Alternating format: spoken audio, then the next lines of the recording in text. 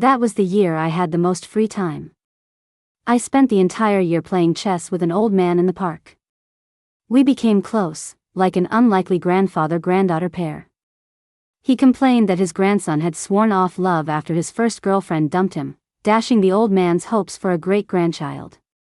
I complained that my family's business was failing and they were forcing me to marry a middle-aged, balding man for resources. I was absolutely miserable. The old man thumped his chest. That's easy. Just marry my grandson. The day I knew the old man for exactly 1 year, I went home with him. Not to meet the parents. To meet the family heir. The old man sat on the back of my scooter. I followed his directions. A rich neighborhood, a mountainside location, a grand estate-style mansion. Finally, we stopped in front of a huge, carved iron gate. Me, your place? The old man hopped off the back, standing tall, my place. I was about to speak when a man who looked like a butler walked out. Sir, Miss Green. I had a sudden flashback to the first time I met the old man. Even then, I thought he looked like a business magnate. But then I thought, why would a man like that be playing chess in a small park? So I never asked. The old man just told me to call him Grandpa Chuck. I cautiously started, you. Are you Mr. Hamilton? Old man, I was a mess. Why did you tell me to call you Grandpa Chuck? He stroked his beard and sighed, when you get old, you get nostalgic. I told them to help me reminisce, but no one around here dared to call me Chuck. Glad I met you, though. I took a deep breath. He waved a hand, hurry up and go in. My grandson will be here soon. I managed a smile, you first. He glanced at me, then climbed back onto the scooter. Go in for what? It's a long walk from the gate. My old bones can't handle too much walking.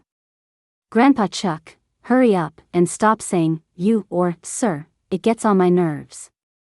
Grandpa Chuck's grandson arrived quickly. I crouched in the corner, watching him walk in. Tall, long legs, a sharp nose, thin lips, and an outstanding presence. I'd seen him before.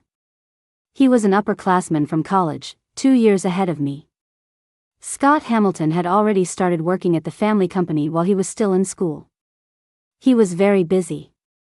I'd only seen him from afar a few times on campus. This close, though, was a first. I have to admit, he lived up to his reputation as the guy always being talked about on the campus forum and crush wall. Grandpa Chuck told him to sit down, then dropped a bombshell. Scott, I found you a wife. He rubbed his temples. Grandpa, I told you I don't want to date right now. Grandpa Chuck, yes, you do. Scott Hamilton, no, I don't. Grandpa Chuck, come on, repeat after me, I want. Scott Hamilton, don't treat me like your pet parrot. Grandpa Chuck, I'm going to throw a fit, cry, and threaten to starve myself, you know. Scott Hamilton, smiles. The girl has a great personality and is incredibly pretty. Scott Hamilton said nothing. Grandpa Chuck beckoned to me in the corner. Lily, come here. Clutching the hem of my shirt, I nervously walked out. Scott turned to look at me. His eyes landed on me. The fake smile on his face vanished. Grandpa Chuck, pretty, right? I nervously said, if you don't want to, I can. Scott suddenly cut me off. Yes, very pretty. Grandpa Chuck was delighted. Perfect. You two get your marriage license today, and tomorrow we'll use that red book to slap your family in the face. Let's see who dares to marry off my granddaughter-in-law to a middle-aged balding man. How's that for a plan? Scott Hamilton, it's not bad. Me, huh? What happened to the whole sworn-off love thing? Soon after we met, Scott and I were on our way to the city hall. I sat stiffly in the passenger seat. Scott glanced at me. You don't have to be so tense. Sitting like that for too long will make your back hurt. I gave a strained laugh. But my body honestly relaxed. While Scott wasn't looking, I secretly rubbed my lower back. When I looked at Scott, I saw his lips curved slightly, looking like he was in a great mood. At a red light, the car stopped, and Scott suddenly turned his head. He raised an eyebrow, staring at me. Busted, but I chose to be stubborn. I wasn't. If you weren't, how could we be making eye contact? I noticed you looking at me, so I looked at you. So, still not staring. Scott Hamilton, you turned your head without your hair moving at all? I stayed stubborn. Actually, I have a super fast head turn. My hair is still before your line of sight even lands. Scott Hamilton, an amazing skill. I gave 2 more strained laughs. Scott pulled out a bottle of water. Have some water. Your smile looks a little dry. Me, ha, ha, ha. The car started again. I thought for a moment and hesitated. You don't actually have to listen to Grandpa Chuck and get the license. With you stepping in, my family wouldn't dare sell me off. Scott pursed his lips. It's okay. I want to listen. Grandpa wants to see you use a marriage certificate to slap your horrible family's faces. He's old, let's humor him. He paused, then added, someone will be filming it. If we don't get married, we can't film it, and if Grandpa doesn't see it, he'll throw a fit, cry, and threaten to starve himself. I thought about it. We could get a fake one to appease him. Scott frowned. Fake documents are illegal. I was a straight A student as a kid, an excellent graduate as an adult, and now I want to be an outstanding young entrepreneur. Besides, if it ever got out, Hamilton Corp stock would drop. I quickly calculated how much money Hamilton Corp would lose if the stock dropped. I definitely couldn't afford to pay that back. I muttered, earlier you said you didn't want to be treated like a pet parrot, and now you want to listen. Scott Hamilton, what did you say? Nothing. He was silent for a while, then said, but if you're unwilling, I won't force you. I whispered, I'm not unwilling. A chance to climb onto this gravy train was right here. Only a fool would be unwilling. His lips curved up again. I asked again, willing? Willing. Want to? Want to. No regrets? No regrets. I suddenly blurted out, you sound a bit like a parrot. Scott Hamilton froze, then, ha. I handed him a bottle of water. Have a drink. Your laugh sounded a little dry. Thanks to a recent policy change, you only needed an ID, not a household registration book, to get married. It wasn't long before we had the marriage certificate. Scott asked me, when are we going to your place? I thought about it and replied, when they call me to come back, I guess. He nodded, then asked, what are you planning to do next? Go home, I replied. Which home? I hesitated, the one I rent for $1,200 on the east side of the city? Before Scott could speak, I suddenly got a call. Grandpa Chuck's voice came through, granddaughter-in-law, Scott sent me a picture of the certificate. Now that business is taken care of, hurry back home. I had someone prepare a feast, all the things you mentioned wanting to eat. Scott Hamilton, still going back to that home? I wanted to refuse, but my stomach rumbled. No. I guess not. He frowned slightly but didn't say anything. I suggested adding each other as contacts. Scott took out his phone, and soon a friend request came through. I was surprised. How do you have my WhatsApp? Scott Hamilton, guess. I can't. He tilted his head to look at me, his gaze strangely laced with a hint of resentment. Does my profile picture look unfamiliar? Me, no. He pulled at the corner of his mouth, then walked away. His footsteps were heavy. Thump, thump, thump. The dinner was indeed sumptuous. Grandpa kept urging me to eat more. Scott poured me water. Slow down, don't choke. The way the two of them acted. It really felt a bit like home. Grandpa smiled, if you like it, eat more. From now on, you can order whatever you want, and I'll have someone make it for you. I swallowed a bite of lobster. Can I really order anything? Scott replied, you can order anything if you stay here. So, Are you still going back to that home? The one you rent for $1,200 on the east side? I grabbed an abalone and chewed. It was so delicious that I wouldn't have noticed even if Scott died next to me. No. I guess not. Scott Hamilton, let's drop that I guess. Me, I'm not going back. I didn't know what he was up to. But I was taking this medicine. It tasted too good. Grandpa Chuck was satisfied. Scott Hamilton was also satisfied. I ate until I was full and felt extremely happy. At the Green family's house, they restricted my diet to maintain my figure so they could sell me off for a good price. When I was living alone, I couldn't afford much because I was short on cash. But the person I was is in the past. The present me is Lily, who can order custom meals. That evening, I immediately compiled a menu. The next day, I handed it to the butler. When I'm home, please prepare a different page for each meal. The butler nodded. Understood, madam. The word madam caught me off guard. Just call me Lily, or Lil is fine, too. The butler refused. The sir and the young master would prefer I call you madam. Me, okay. I was about to go upstairs when I looked up and bumped right into Scott coming down. He looked up at me. Already prepared the menu? Yep. He didn't show much emotion. I remembered the rumors about him being cold and ruthless. I was wondering if he was about to say something snarky. But then I heard him say, very strong execution. That's good. I let out a sigh of relief and looked up at him. I noticed he was wearing a sleek suit, looking incredibly attractive. Grandpa said you're taking a day off today. Do you wear a suit even on your day off? Scott gave me a cold stare. I don't know when your family will call, so I'm ready to go at a moment's notice. I scratched my head. You don't have to be that ready. Scott Hamilton, I have to. Me, okay, whatever makes you happy. In the following days, Scott indeed stayed ready at all times. A new outfit every day, never the same combination, with varying styles, each look more captivating than the last. Grandpa Chuck smiled meaningfully. It's mating season. I looked at Planet Earth on TV. It certainly looks like it. Scott kept strutting back and forth in front of me. I couldn't help but say, move, you're blocking the TV.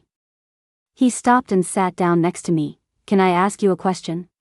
What is your relationship with the Monkey King? I was confused. What relationship could I possibly have with him? He shook his head. No, there is a relationship. I think you're the same type. Me?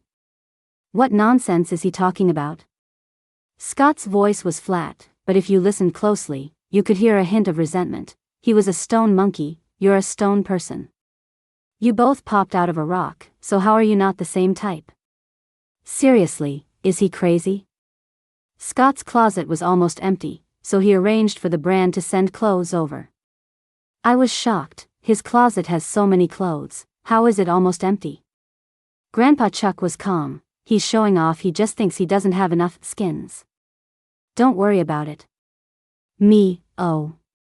That afternoon, the clothes were delivered. Besides menswear, there were also many women's clothes. I was stunned. He needs women's skins too. Grandpa Chuck glared at me. Those are for you. I was dumbfounded. For me? You're going back to slap your family's faces, you have to wear something nice. But there's no need for this much. It's fine. It's pocket change. My eyes lit up. This medicine in the gourd tasted truly delicious. I love it. Give me more. The day after the clothes arrived, my dad's call came. Lil, family dinner tomorrow. Remember to come home. We have an important guest. Get back early so the makeup artist can do your makeup and choose your outfit. I didn't speak. He continued, I've raised you for so long, spent so much money, and put so much effort into you. Lil, it's time for you to repay the family. You know what happens if you don't listen. I hung up the phone. The chance to slap them is here, Grandpa Chuck said, rubbing his hands together. He called the butler. You go film it tomorrow. Make sure to get good shots. The butler extended his white-gloved hand. He made an okay sign. Grandpa Chuck patted my shoulder. Give them a hard slap. I also put my hand up. Okay. Scott came back from the company. Grandpa Chuck gave him all sorts of reminders and directions. Got all that? So Scott also put his hand up. Okay. Early the next morning, the stylist and makeup artist arrived. We tried on many outfits and chose a light blue dress that was very flattering. I walked out. Grandpa Chuck, gorgeous. Scott Hamilton, beautiful. Scott's expression was especially serious when he spoke. Grandpa Chuck said proudly, "Didn't I have good taste in choosing a granddaughter-in-law?" Scott Hamilton nodded, "Good. Very good. Extremely good. Exceptionally good." Grandpa Chuck was beaming, "Sweet talker, you." Scott smiled at me. The cold iceberg suddenly smiled like a spring breeze. I touched my little heart. "Slow down, you jerk." All the makeup and styling was done at the Hamilton house. I didn't go back early as my dad requested. He called me. He was furious. I gave him some perfunctory excuses and told him I would be back before he calmed down. All preparations were finished. The butler drove Scott and me to the Green family's house. On the way, I got a call from Diana Green, my sister. "Lily, Dad wants me to tell you to call a professional car service. Don't ride your broken scooter. The family can't afford to be embarrassed by you." Her tone was mocking, laced with schadenfreude. I calmly said, "Got it." Diana hung up. Scott asked me, "Why are you so calm?" I sighed, "I'm used to it. I'm just the Greens' adopted daughter. They only adopted me back then to create a charitable family image. My adoptive parents wanted to build a good image, but they disliked kids who weren't pretty or had disabilities. So they chose me. Pretty and healthy. When I grew up, I could be married off for resources. Their calculating plan was loud and clear. But fate is strange. I became close to Grandpa Chuck in the park and ended up marrying Scott Hamilton. We arrived at the Green family's house. I was about to step out. But the butler stopped me. He held a camera, his face serious. "Madam, please wait a moment. I need to find a good angle." Me, all right. A few minutes later, the butler was half crouching in front of me in an awkward sprinter's pose. "Madam, you can step out now." "Young master, don't rush, stick to the script." Scott's mouth twitched. I rang the doorbell. Someone came quickly. Footsteps were accompanied by Diana's deliberately loud voice, "Lily is here. She didn't listen to Dad and she's broke, so she must look trashy again. Letting that poor tramp into the house is just dirtying the floor." The door opened. Diana's face was full of disdain. "Put your broken scooter." Her words were cut off. She looked stunned. "Lily? It's me." I reached up and hooked a strand of my long hair. "Sister, do I look good today?" Diana's expression instantly became contorted. Her eyes were fixed on my gem necklace and long dress. "How do you have this dress? That brand hasn't even released it yet." I pulled strings and couldn't get it. "How did you get it?" I smiled. "I don't know either. It's so weird, isn't it? How is it that the dress you couldn't get, I'm already wearing?" Diana's face was extremely ugly. But the butler was satisfied. "Good. The expression is perfect." "Diana, who are you? Are you crazy?" The butler replied, "I'm tonight's director. Ignore me. Please continue to be cruel. Diana, get lost." The butler smiled, raising his camera. "No, I won't." Diana and I didn't go in for a long time, arguing at the door. The people inside all came out. Gary Green, the Green family's son, first noticed the luxury car at the entrance. He ran past us and gasped, "My dream car. There's only one in the whole city. Why is it at my house?" I smiled and replied, "My sister said I couldn't embarrass the family, so I came in this car. Diana looked hateful. But soon, she started smiling again. You really went all out to marry Mr. Lewis, huh? You dressed up and made such a beautiful entrance. Are you that eager to attract a man's attention? As she finished speaking, a man appeared in front of me. He looked to be in his 40s or 50s, with thinning hair and a noticeable belly. The man's eyes landed on me. This must be Lil. Just as your father said, young and pretty. My dad walked up from the side, smiling ingratiatingly. If Mr. Lewis likes her, I'll have her move in with you in a few days. The man was about to nod. At that moment, the butler suddenly ran to the front of the car at the speed of a champion sprinter. The man froze. Then he saw Scott Hamilton step out of the car. Scott's expression was icy, old-timer. Cough, Mr. Green, I'm right here, and you're already trying to send my wife off to someone else. Do you think the Hamilton family is dead? My toes started curling up in my shoes. They were working hard. The Green family froze as if struck by lightning. Diana shrieked, Scott Hamilton. Lily. Wife. Scott was displeased. Why are you calling her wife? Lily is my wife. She reached out, her sharp manicure about to poke my head. Scott rushed over and smacked her hand away. Then he said, Butler, get me a wet wipe. My hand can only touch my wife. The butler pulled an alcohol wipe from his pocket. Scott took it and meticulously wiped every single one of his fingers. Diana looked utterly humiliated but stubbornly refused to back down. It has to be fake. How could you be Scott Hamilton? Lily, are you trying to avoid marrying Mr. Lewis by getting someone to impersonate Scott Hamilton for backup? Scott scoffed, who would dare impersonate me? Gary chimed in from the side, Sis, I checked. That car is real. It's the Hamilton family's car. Then he looked at Scott ingratiatingly, Bro-in-law, can I drive your car sometime? Scott Hamilton, I listened to my wife. I smiled, no, you can't. Diana still didn't believe it, that's impossible. So Scott pulled out the marriage certificate. The few of them took it and crowded together to look. The butler circled them with his camera, meticulously recording their expressions. 1 minute later, my dad shoved the balding man aside. Lil, look at how you've handled this. You didn't tell the family you were dating and getting married. Son-in-law, everything today is a misunderstanding. Sending Lil away, it was never going to happen. Scott sneered, are you saying I have a hearing problem? No, no, no. Lil, hurry up, don't stay at the door. Bring your son-in-law in to sit down.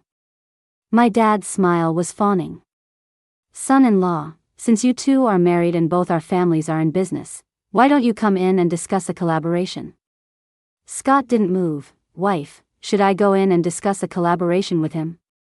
My red lips parted slightly, and the corner of my mouth curved, of course.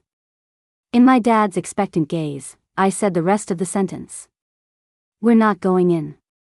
The faces of the people across from us were all different, each one uglier than the last. And on my side. Scott said dotingly, I'll do whatever you say. Butler, good. Perfect. Cut. The butler straightened up, returning to his usual demeanor. Young master, madam, it's time to go home. The sir is waiting for you for dinner. Tonight's after-dinner movie was edited by the butler. All I can say is, 6.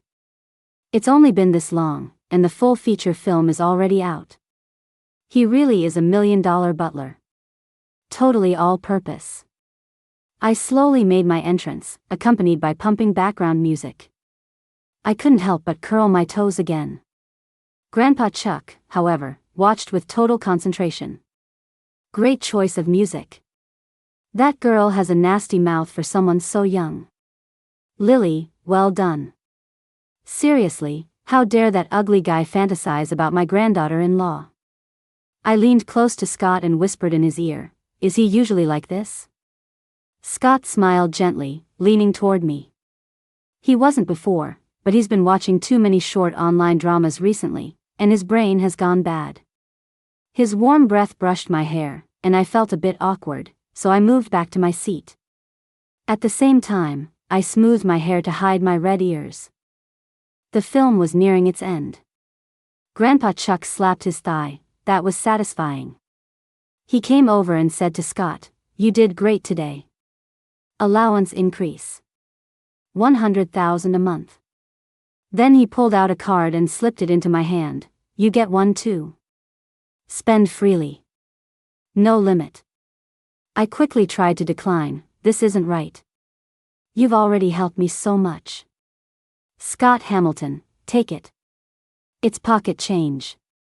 The butler also said, "It's not much." Scott helped me solve a huge problem. I decided to thank him in person. Before going to the study, I brought a cup of milk and a few small desserts. When I arrived, he was sitting in front of a Go board.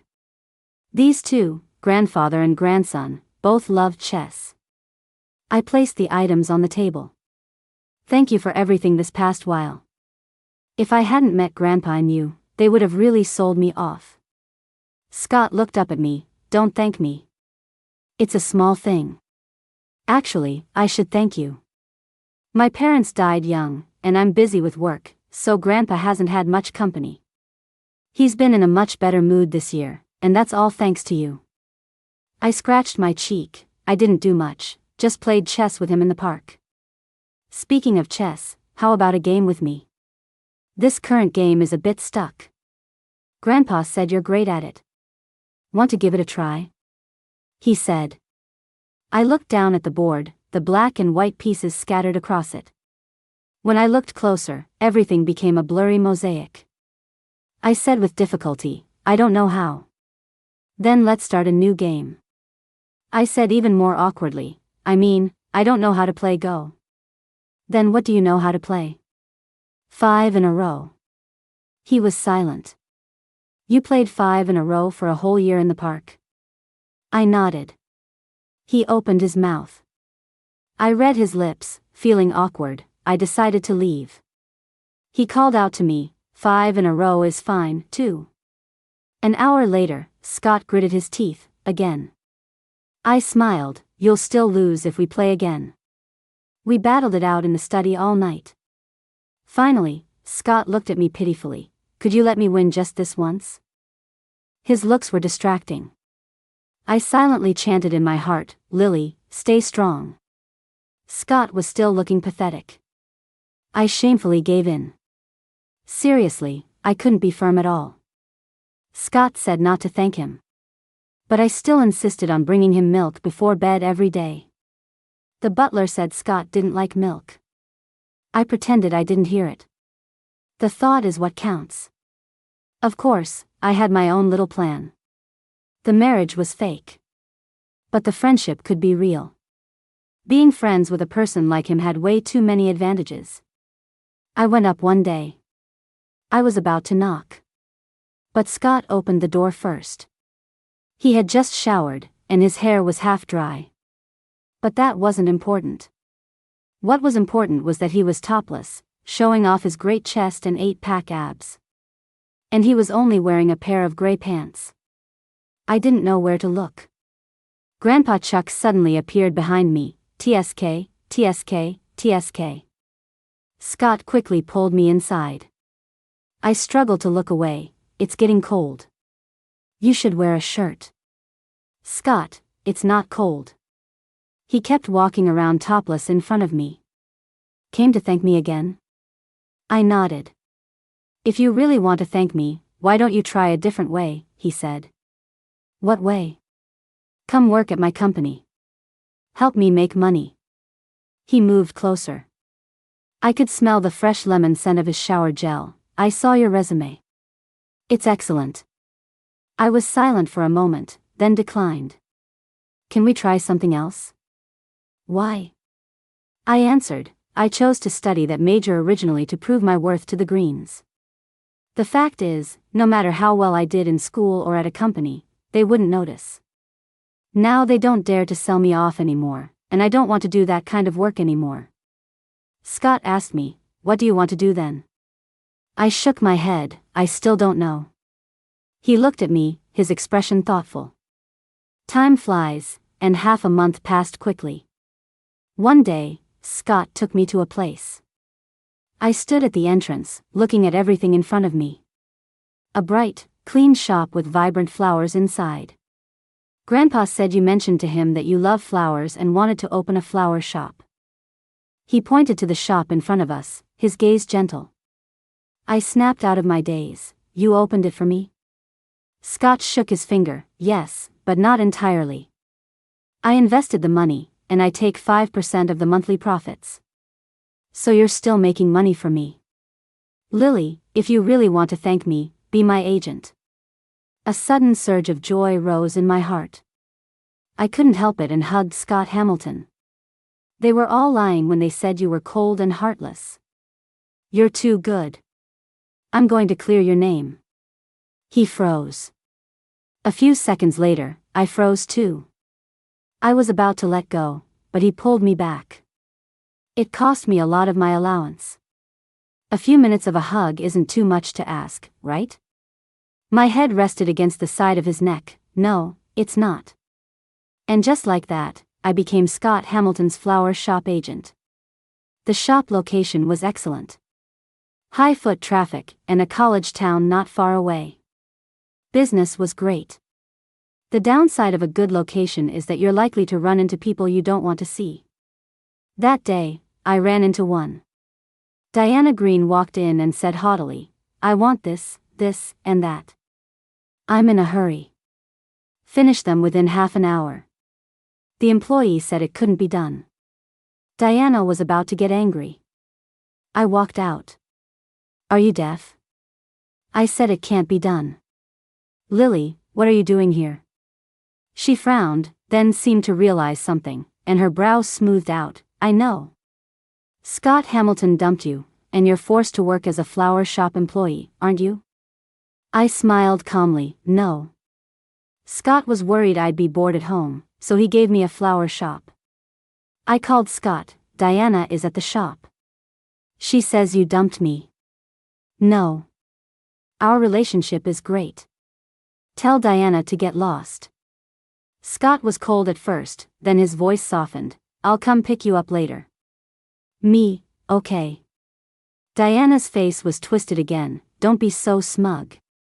Kate Lynn is coming back soon. When she does, you'll be nothing to Scott Hamilton. I felt a sudden suffocation. Kate Lynn.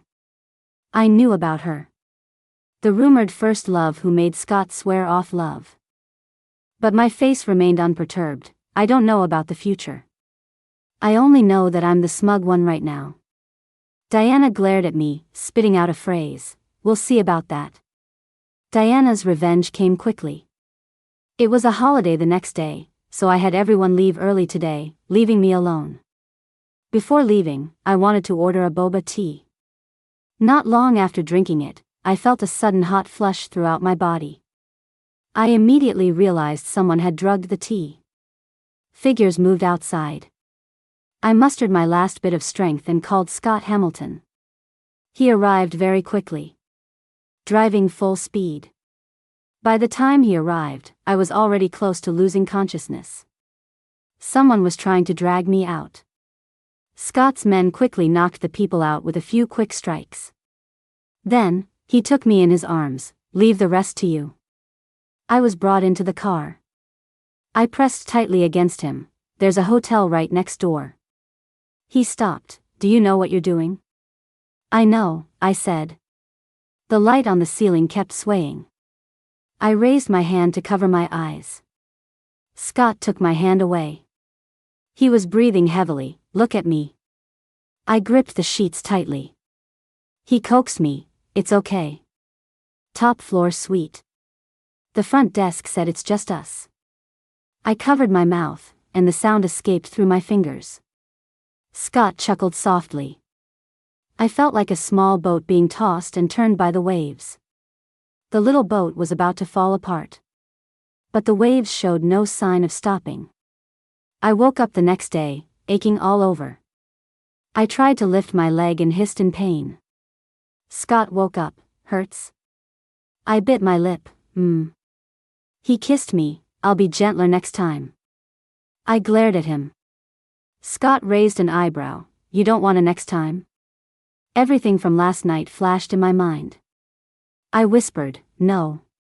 He smiled naughtily. No what? I was so annoyed I pushed his chest. Scott caught my hand. You seemed to enjoy it a lot last night. Want to touch again? Then he moved my hand lower and lower. I was furious and bit him. Scott laughed, his body trembling beneath my hand. Lily. Why are you calling me? You're so cute. The Green family's days were not good.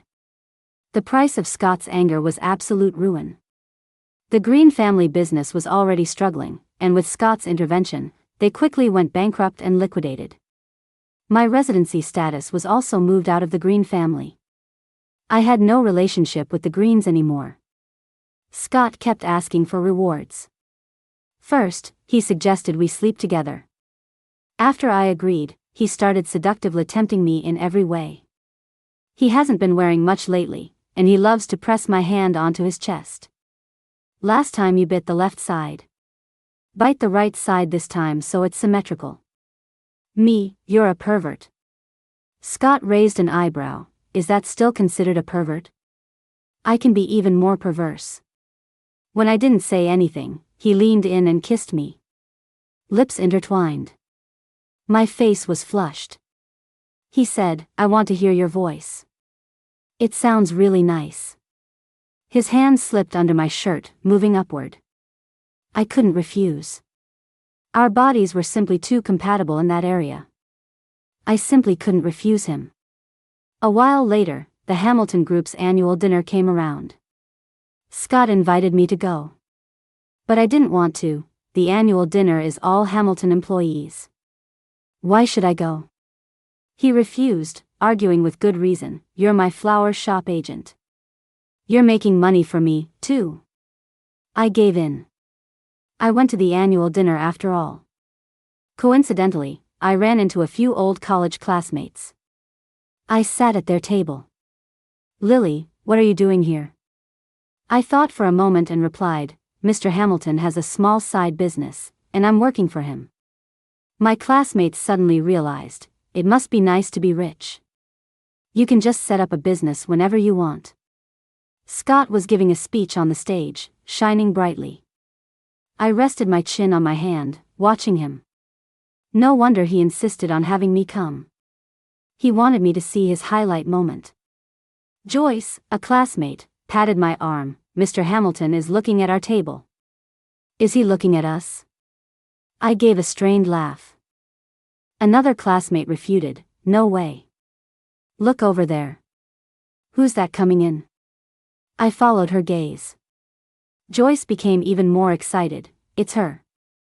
The rumored first love who made Mr. Hamilton stay single all these years. The woman walking over was clearly meticulously dressed. Her outfit was elegant, and her makeup was perfect. It's Caitlin. It really is her. I repeated, it's Caitlin. She was back. I was very depressed. The result of my depression was drinking a lot of wine. My brain turned into a mushy blur. Scott looked for me for a long time and finally found me in the stairwell. What's wrong? Why did you drink so much? And why are you hiding here? I wiped my eyes and whispered, I was afraid she would see me, and you'd have to take time to explain things. Scott reached out and hugged me. I can't hear you clearly. Let's go home first. I curled up in his arms. I didn't let go. When we got home, he carried me out of the car again. My head rested in the curve of his neck. Smelling his scent, I suddenly felt a wave of self-pity. Tears fell unconsciously. The tears soaked his clothes. Scott set me down and cradled my face. Why are you crying? Did someone bully you? I sobbed, she's back. So I have to leave. He was anxious. She? Who is she? I didn't speak, just cried silently. Scott's brows were tightly furrowed. No matter who it is, I'll tell her to get lost. No, you won't. You won't tell her to get lost. Scott knelt down, touching my forehead with his. Tell me, who is coming back? It's Caitlin. I watched his reaction, wondering if he would be happy, stunned, or if he would immediately abandon me to go find her. But Scott looked utterly confused. Who is Caitlin? I was even more confused. You don't know her? No. How is that possible?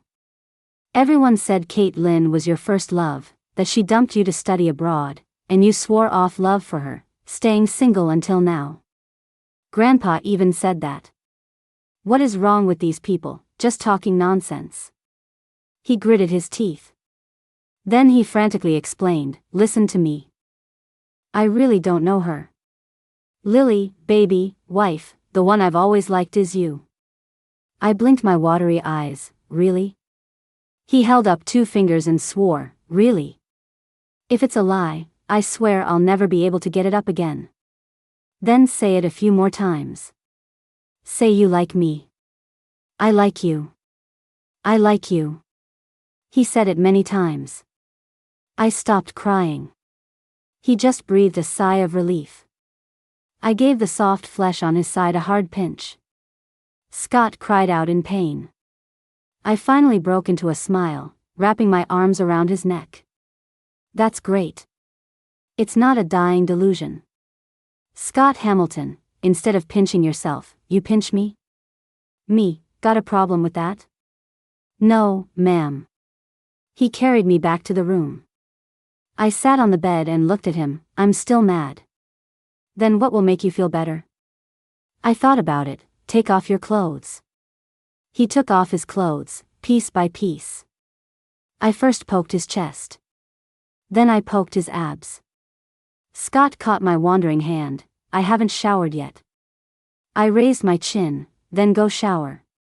He obediently went, trying to take me with him. I refused, of course. He took a military shower. I was already lying in bed. He was about to climb on top of me. But he realized I had already fallen asleep. He changed his action, pulling me into his arms. You little brat. So what if I'm a brat? He still likes me. I woke up the next day after breakfast time had passed. I got up to take a shower. When I finished, Scott woke up too. He looked sullen. Wife, I was so uncomfortable last night. I scoffed. Serves you right. Tell me, what was your relationship with Caitlin? He replied, I thought about it last night. I remembered that before my parents died in a plane crash, I lived somewhere else with them. Caitlin was my neighbor's daughter. I stroked my chin. You were childhood sweethearts? Scott explained, no. She was always the one chasing me. I never paid attention to her. His explanation made me even more confused. Then how did that rumor start later? He looked at me, his expression uncertain. You're part of the reason. I was surprised. How could that be? He took out his phone, scrolled up through our WhatsApp chat history, and handed the phone to me after reaching the very top.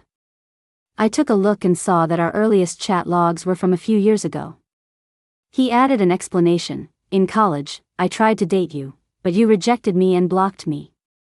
I was heartbroken during that time, and my friends noticed. It just so happened that Caitlin went abroad, and somehow the rumor started that she was the ex who dumped me. But in reality, you were the one who rejected me. I scrolled through the history. I quickly recalled it. My sophomore year, someone added me. The note said he was an upperclassman, so I accepted. At first, it was just greetings. Later, he started sharing his daily life. I didn't know him and just thought he had no boundaries. But out of politeness, I would occasionally reply. I didn't expect him to confess later. I didn't reply at all, I just blocked him immediately. Why didn't you say it was you back then? I did. I looked again. There it was. You sent too many greeting stickers and they pushed the message up. I didn't see it. Scott Hamilton whines. Me, so that's why you agreed to Grandpa's request that day? He nodded. You know how I am. I've always been chaste. The first time I ever pursued someone, I got rejected. You left too deep an impression on me. When you appeared in front of me that day, I realized I couldn't forget you at all. My body and my heart were screaming that I still liked you.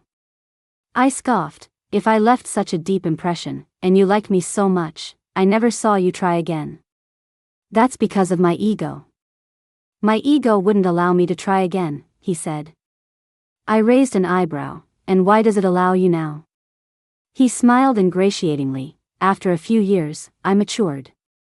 My ego matured too. My forehead twitched.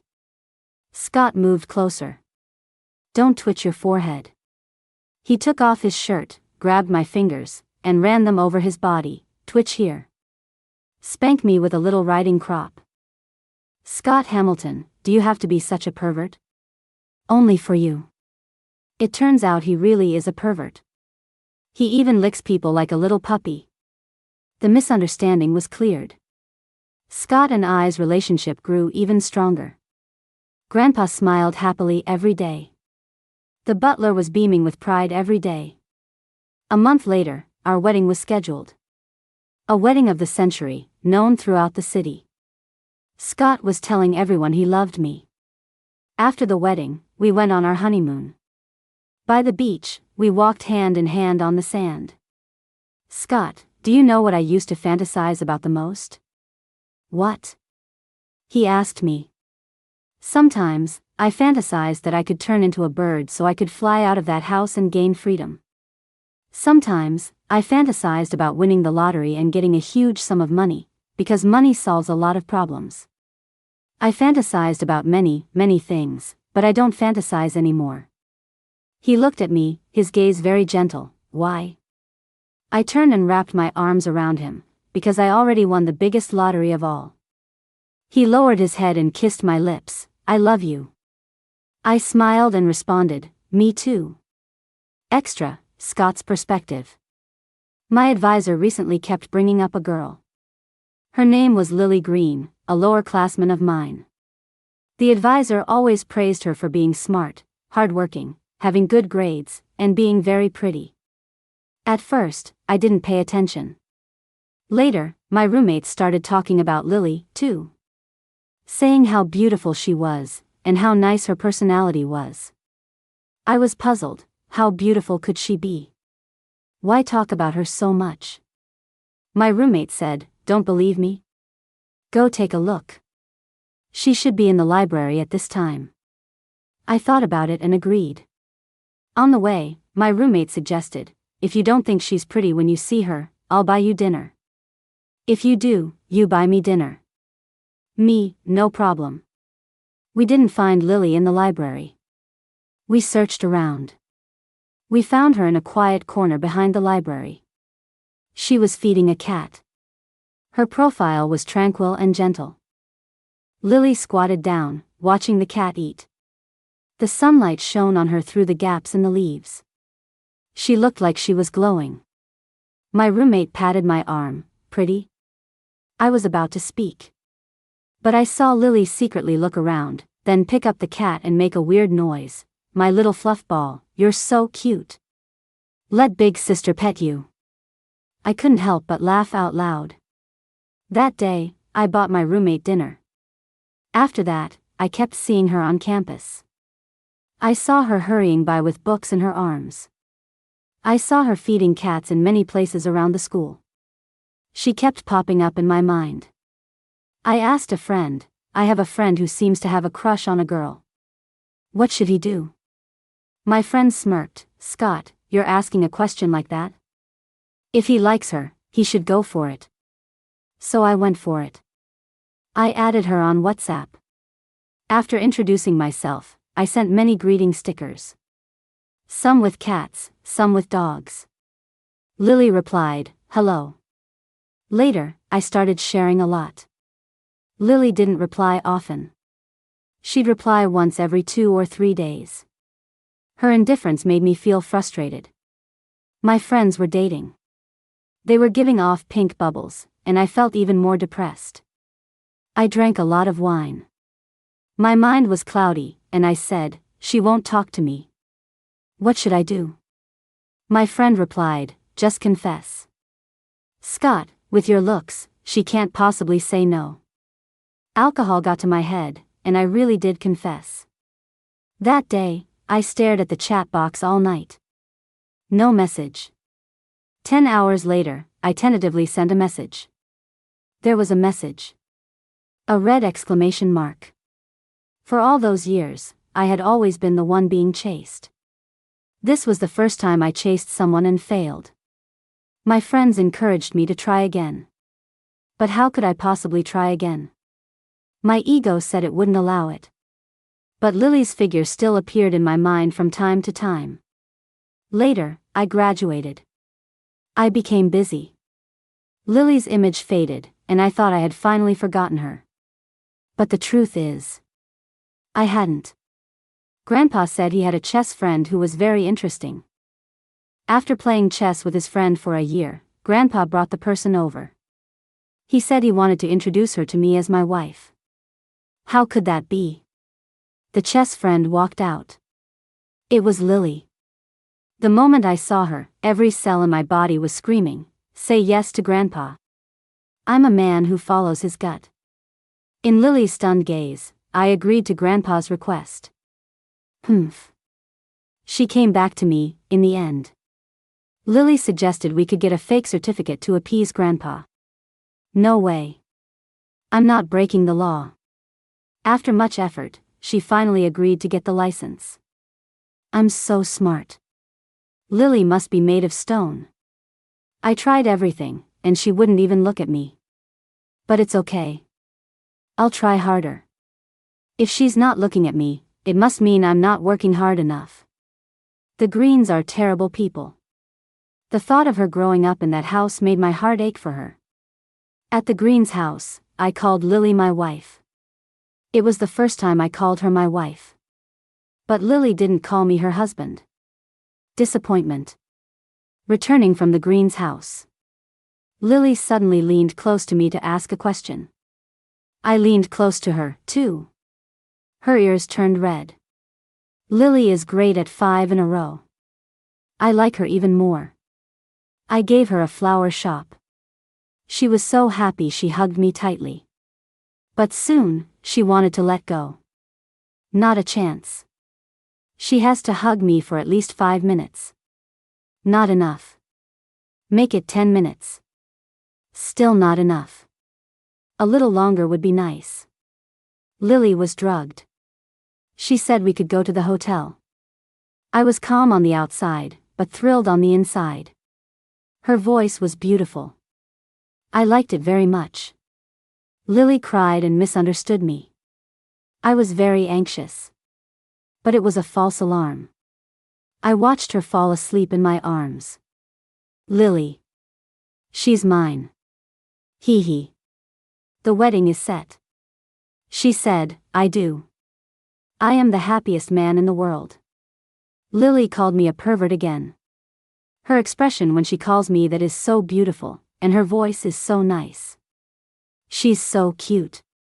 I'm crazy about her.